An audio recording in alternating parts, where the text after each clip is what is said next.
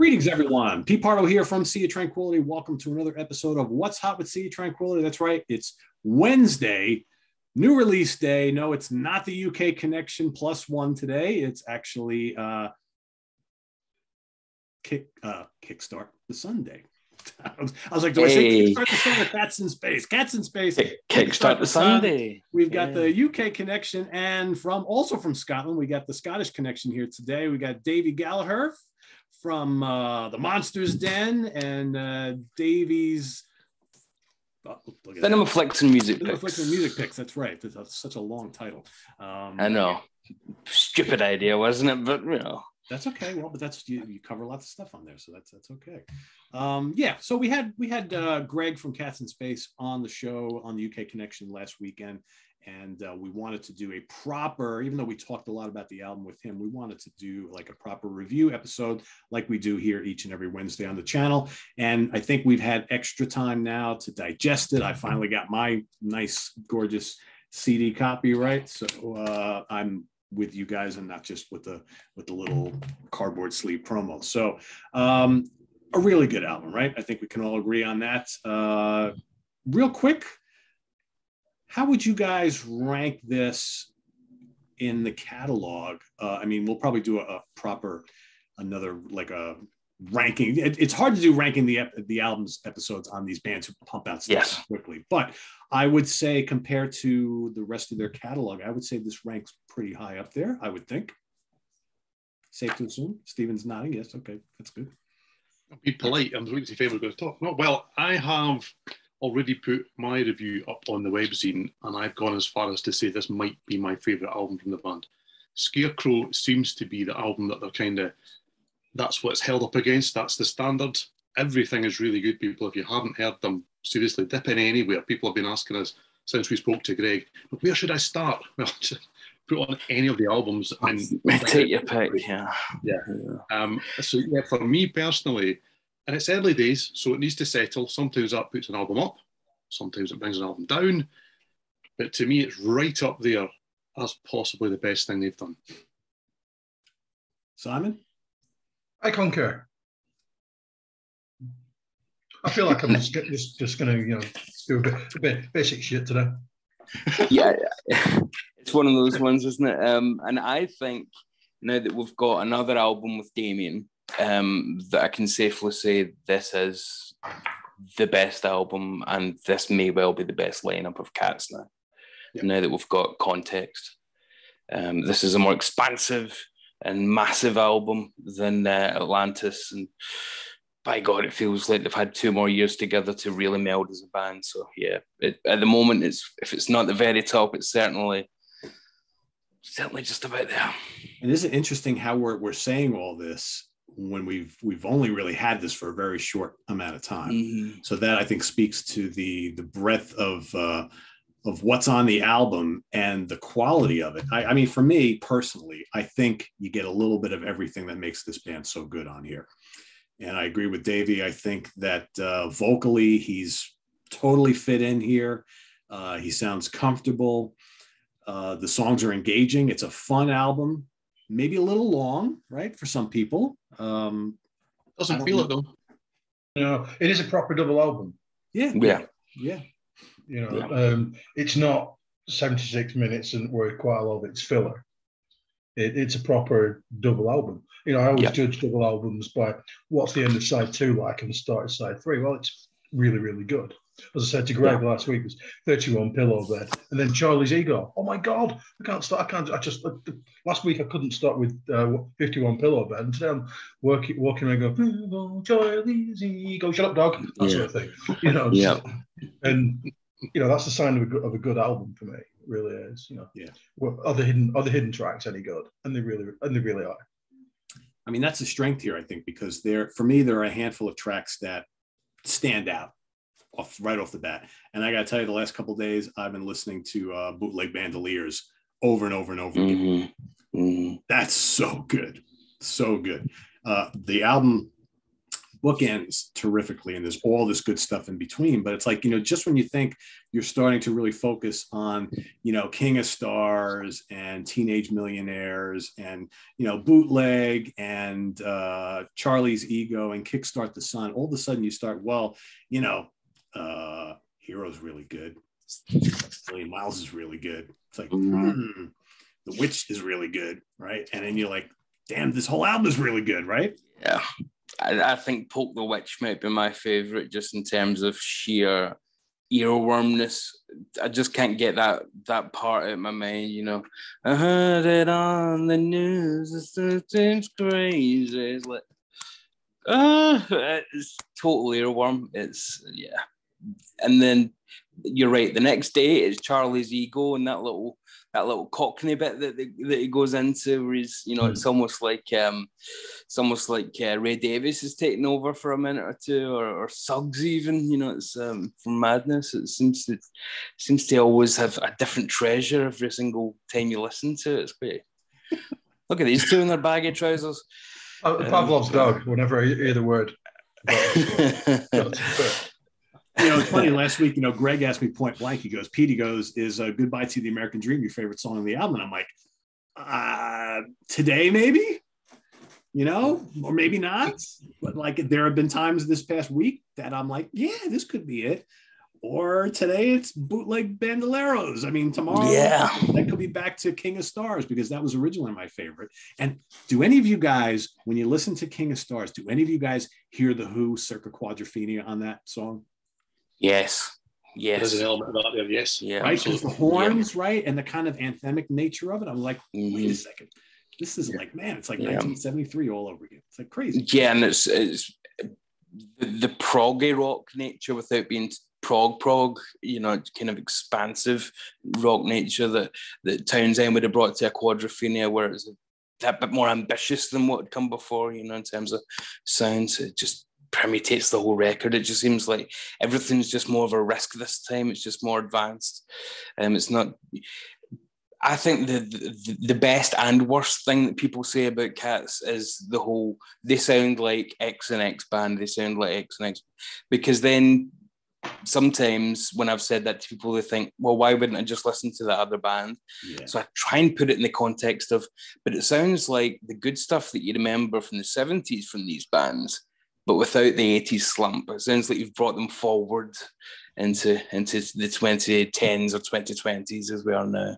Well, I mean, they make no bones about it. He said it so himself last week. They make no bones about saying, we are a band for all of you people who miss the classic era of those great bands. And they love all those bands as well. So what I generally say when I'm talking about these guys to people, it's like, well, for all of you who love, we can name them all, right? Foreigner, Journey, Styx, Boston, City Boy, go on, guys, Supertramp, ELO, Queen, on and on and on. And they complain that, wow, I really miss that band, or I miss the way they used to put out albums and write songs. Well, these guys do it today. Yeah. If you want your... About Cats in Space, and maybe even more with this album, is I think one of the reasons that we look back on the 70s bands and albums so fondly is because they were crafted. Yeah. There are lots and lots of bands out there right now who are capable of and do write lots of good songs. Do you know, there's lots of songs you hear at the moment where you think, oh, I wonder who that is, that's quite good. But then you put on the album and you think, well, it's a collection of good songs. This is an album. It's what this is. I mean, it's got an intro and an outro that are joined. But then that's part of the title track, which lands right in the middle of the album. There's a proper journey here from, and it is a thing of mine, I'm aware of that, but from the packaging to the continuity of everything that you see with, the logo and the mascot. There's real care and thought put into this in a way. We live in an era of projects.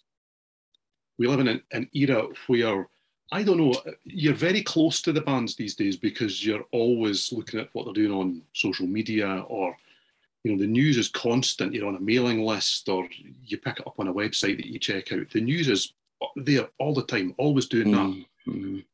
This band seemed to be able to kind of rebuild that anticipation.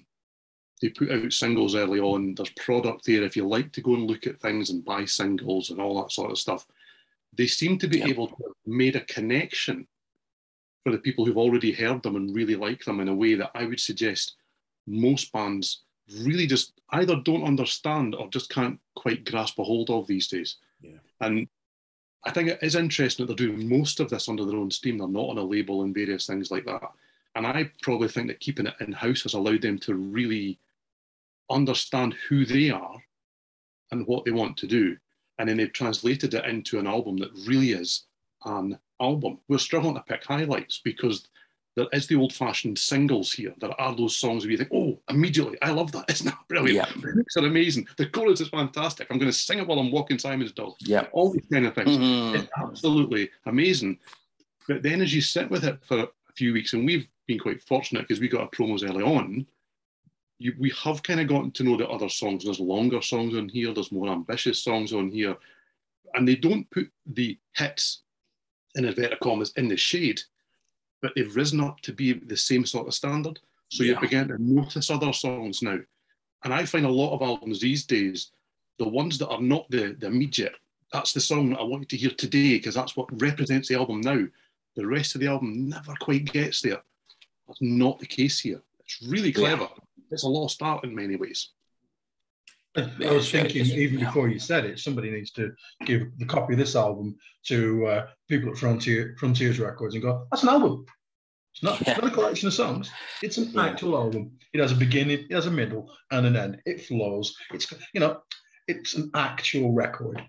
Yeah. It's not just put shit together, hide the crap in the middle. Yeah, it's not just bless them. They do some great stuff at Frontiers, but it almost seems like an accident sometimes, doesn't it? It's pretty much a retirement home for talent. But this is, as Stephen said, a real labour of love, but it doesn't feel too overcrafted at the same time where you think you've overworked it. It's too polished, or it's too, you've gone over it too much. It's been overthought during the lockdown, anything like that. Compare it to Atlantis, for example, and it's you can hear everything here that you hear here as well, but just ramped up. So the hooks are catchier. There's a lot more, again, progressive without being outright prog. I'd say I wouldn't throw prog in there, but it's certainly progressive. Ambitious. Yeah. If this is more of your kind of glammy rock kind of stuff coming in, then this is certainly going into the mid-70s, I'd say, and we're kind of pushing away from that and into the more progressive era.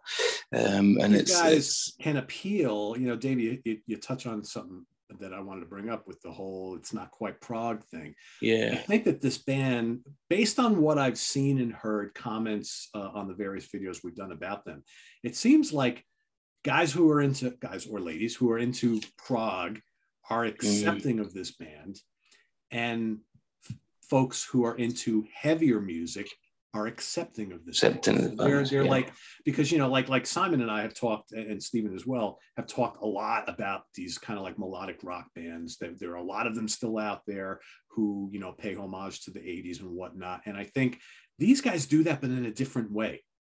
And I think that the nature of the way they put together their albums and their songs, and something else like really struck me last week when we talked to Greg, is they were talking about doing this upcoming theater tour.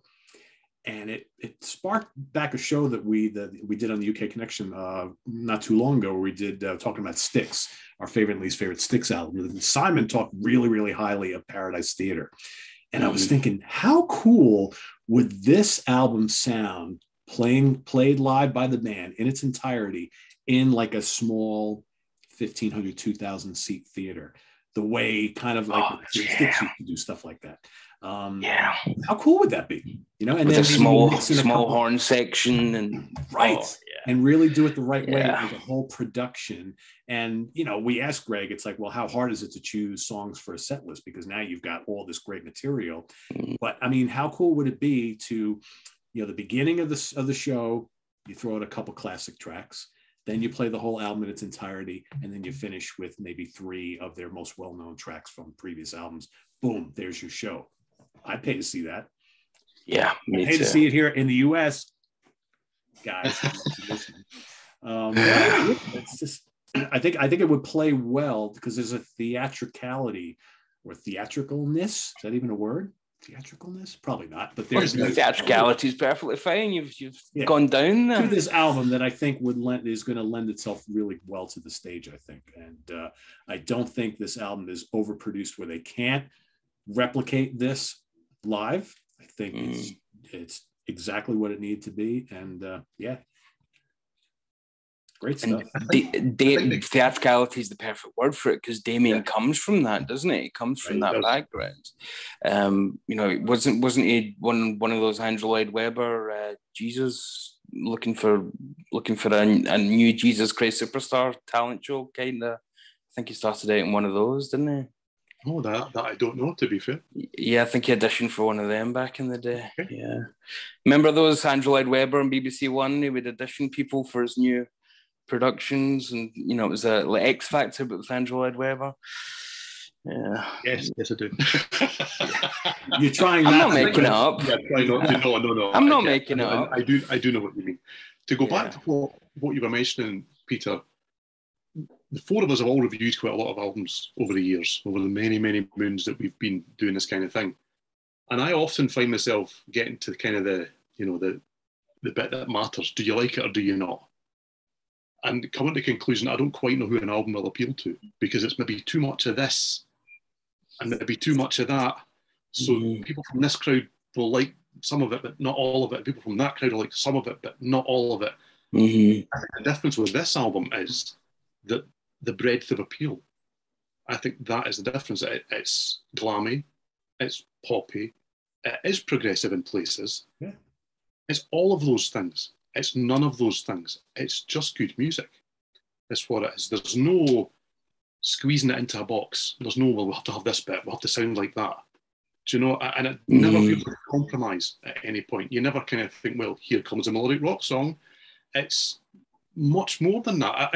Well, Greg said it perfectly. He goes, we are a classic rock band, but you don't just become a classic rock band these days, right? You have to have stuff that you release 50, 60, 40 years ago because it's classic because it was released back then. So how weird is it that a band is out today and they're like, we are a classic rock band. And we've only been together 6-7 years, right? And we're producing new albums, but we're classic rock. And I'd argue that the run they've been on. So yeah. The run they've been on in that period, if it had been 71 to 76, would be up there with anybody. Well, of course, yeah. Yes. There's no, it's not, it doesn't feel like, well, it's okay for a 2010s, 2020s version of classic rock. It feels like this could stand up to absolutely anybody and anything. Yeah. There probably lies the challenge for them, right? And I think, Stephen, we've talked about it quite a bit on, Facebook, on instant message and things like that about how, the band is selling more product. They seem to be growing, but probably not as much as they or their fans would like. And I think because the audience that they're really going after stopped listening to new music like 30 plus years ago. And it's like, that's that classic rock fan, right? They're like that have their favorites from the 70s and part of the 80s. And then they haven't listened to anything new in a while. And they're like, maybe I'll give this a try, but I can always go put Journey Escape on or Double Vision by Foreigner or any of those albums. And they're quite happy with listening to those over and over and over again. So I think, if you're watching this episode and you're like, well, I'm kind of intrigued by this because I love all that old shit. Well, go listen to this. Yeah. Don't walk, run to wherever you can get this as quickly as possible and give this a try because it's ready-made for mass appeal for people who will just give it a chance. They're one of the very few, if not, I'm struggling to think of many more, that can capture a sound in an era and a time, but it's not nostalgia. You don't just put it on and think, oh, well, I remember the 70s, wasn't that great? Yeah. Put it on, fuck me, that's fantastic. It just seems to have something else about it. I'd say somebody, and it's not the same kind of music at all, but a band like Rival Sons have that kind of ability as well to kind of capture. It sounds like they just know their onions when it comes to all the classics, but it doesn't sound like they're just doing copy. They're not a covers band. You've split the room there, Davy. Sorry, you've split the room. These two guys don't like Rival Sons, yeah. That's Well, fine. I mean, whether you Well, like them or not, I see your point though about them. yeah. Put Put it this way. I they're don't making like up. Greta Van Fleet for that very reason, because I think they do just rub out some names and change some notes and call it a new song. Whereas I think Rival Sons and definitely Cats have a completely unique identity while also having a clear lineage towards, everything with all those bands that every time an album comes out from them, we quote every single time. And you can hear it, as you said, Greg's, none of them are covering it up. It's not as if they're trying to be coy about it. There are little part. You hear the vocoder part from Mr. Blue Sky in here. You hear the cash register from Money from Pink Floyd, don't you? There's little nods and, but half-second references just to go, we know what we are, but the next 5 minutes are nothing to do with that song, so don't worry. Just boom, here's something new and fresh. Yeah. So why don't we, before we let everybody go, why don't each one of us rate this album on a 5 out of 5 star basis, and if you can, give everybody your 3 favorite songs as of today. Simon, why don't you start us off there? Well, if only there was a place where you could read what I think about it. There is, yes, but for those people who don't want to read anymore, that's why we're doing. It's just below Stephen's excellent reviews. It's yes, Stephen. I haven't even done mine yet. That's coming. No, you haven't, and you told me you were going to. I am. I was waiting to get this. I wanted to get this. Of course. It's the second in 12 years of writing for. Sea of Tranquility. It's the second 5-star review I've ever given. I know. After Rival Sons, wasn't it? No. Surprisingly, I'm not going to be on the UK connection anytime soon, Pete. Simon, what was the first 5 out of 5 star? You got to let everybody know. It was the Tedeschi Trucks band. Made Up My Mind. That's right. Tedeschi Trucks. I forgot about that. Yeah. Okay. Yeah. And I stand by that. Yeah. I sit by it. I really do. To answer your question, I've already said I like 51 pillow bed. I told Greg last week I like it. I did have to actually Google the phrase 51 pillow bed. It's very nice of him to explain to me what it actually meant, because I thought, well, it's not really a thing. There's no such thing as 51 pillow. What is this shit? But I really do like that 1-2 combination at the end of track 2 of 51 pillow bed and Charlie's Ego. But I really, really like King of Stars at the moment. As I said on my review that, Peter, you haven't read, I don't get the Who Quadrophenia from King of Stars, mainly because there's virtually no Who in my collection whatsoever. They're on the list. They're on the list, yeah. I got Tall Ships by Pride of Lions, and that just keeps me amused every single time I hear it. But as I think we said last week, it's just a lengthy song, but when it finishes, you think, gee, it's gone. Is it gone? No, gone. Yeah. Come back, please. Oh, it's all right, the Hocus Put the Witches on now. Yay! Yeah. And you feel like that all the way through. There is not a duff track on the record. No. I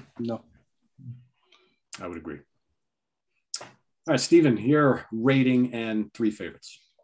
Yeah, see, I'm very wary of coming across as being sycophantic here, but I have reviewed it, I have rated it on the web scene. I gave the album Scarecrow 5 out of 5 when it came out. I like this a little bit better. So it's a 5 out of 5. It is getting to that stage where you do begin to think, and Greg touched on it actually, can they continue to improve? Well, I didn't actually think they could. I just kind of thought we would maybe plateau and kind of do you think they've taken it up another step here. So 5 out of 5 is what it has got from me, and that has not changed since I wrote the review a few weeks ago. In terms of favourite songs, it is really difficult. There are very few albums right across the entire collection where you look through the track list and go, yeah, I really like that one, but yeah, I really like that one, but I really like that one, and you think, narrowing it down. So let's just stick the pin in a big balloon, which is absolutely fantastic. Oh, yeah. I mean, I really do like, where are we going with this? But Goodbye to the American Dream, I'll stick up for that one. I love that one as well. That is the one that probably sticks in my mind when the album is finished playing. And Bootleg Bandoleros, I mean, usually, and especially a double album, by the time you're getting to the last 2 or 3, you're kind of going, do they still have any more to say? That's how to close an album, and yeah, there's an outro that comes after that is still worthwhile. But it's a lengthy track, and it's the way to go out. I hear bits of Styx in there. I hear bits of Magnum in there. Yeah. I just think it's absolutely fantastic. So yeah, 5 out of 5. Favorite 3 tracks? Yeah, any of these ones? Yeah, yeah. Davey, how about you? Just like Stephen's saying, I feel like everything they've released, I have been up on. I don't think I've ever criticized one of their records. Their live record I love. Just everything about the band. And it does get to that point where you feel like people must think I'm just an easy lay when it comes to the Cats, you know? That I've got no critical faculties. But then you think, well, come on, sit down and listen to it then. Because I've also had that problem where people don't get past the name. I've also had that problem where they think it's a novelty and don't actually give them a chance. But when I have turned them on, after being an easy lay, they really seem to dig it and also agree. I've not heard many dissenting opinions once they've given it a chance for any of their albums. But this, I think, is just so ambitious, just so much confidence oozing from them. Damien's embedded in here now, and you know it comes on fancy kind of Coke bottle vinyl, so we have to obviously give it an extra star for that, of course, which that makes it better, you know, fancy coloured vinyl. So it would be 5-star even if it was on ridiculous coloured vinyl. It's just a perfect double record, all killer, no filler. Top 3, why don't we do top 4 and just say side 1, side 2, side 3 and side 4, because it really is that case. I mean, if you do one tracks, I mean, Poke the Witch is just so infectious. Teenage Millionaires following it is just another great. Simon Says, 51 Pillow and Charlie's Ego. There's loads of great little kind of twofers here, you know, a track followed by a track. There's loads of little combos, 1-2 punches. Bandoleros again, and you know there's great harmonies in here that I think Damien's able to add that maybe they haven't done in earlier albums quite as well. I just think pick your 3 guys, because we could have the conversation in a month's time and probably rank them differently and do the album rankings completely differently again anyway, and we'll all be right. That's the great thing about it. Yep. You know, it's such a great catalogue, a Cats in Space log. Yep, I hear you. Yeah, I mean, again, it'd be hard not to give this 5 out of 5 stars. So I'm just going to go there as well. My favorite 3 as of today, Bootleg Bandoleros is rising to the top. I still love King of Stars. As far as a third one, I'll pull a Pardo and I'll do a tie between Teenage Millionaires and Goodbye to the American Dream. I know I'm cheating. Simon will forgive me. That's okay. No. Cheating? What's that? Yeah, I know. Simon doesn't understand the meaning of the word. That's the problem. Yeah, exactly. But there's no bad songs on here. You know, it's funny. You know, we were talking about how you really don't hear anybody say a bad thing about this band. That is true. The only thing I hear from time to time is people who are like, "Yeah, I've listened to them. It's really good, but I'm not sure I get it. And it's not really my cup of tea." But I've never heard anybody say, "Yeah, this is no good," right? People are like, "Yeah, like the quality," but they're like, "It's not really what I normally listen to." I've heard that, but I've heard very little of that. So, this is a good thing. So, the moral of the story, folks, if you're watching, is go out and check out Kickstart the Sun by Cats in Space. Yeah, it's killer, all killer, no filler. If you get the CD copy, you get a bonus disc with all sorts of different versions and instrumental variations on the tracks, which is kind of cool. But the regular album is where it's at. And if you get the vinyl, obviously across 4 sides there, get your gatefolds, of course. We have. Yeah, I mean, look at that. There's no comparison there between that and I mean, this is cool too, but it looks a little better enlarged, right? Yeah.